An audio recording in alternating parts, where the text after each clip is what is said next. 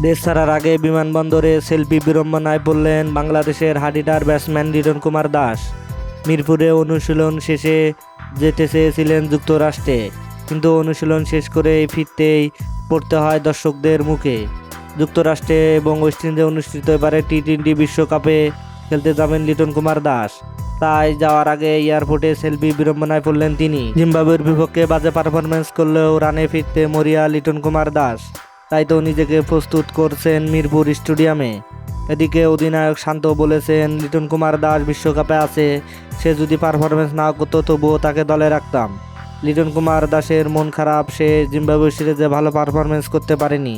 কিন্তু অতীত ঘাটলে দেখা যায় লিটন দাস তামিম ইকবালের সাথে দুর্দান্ত জুটি করেছিলেন, কিন্তু সেই জুটি বর্তমানে নেই।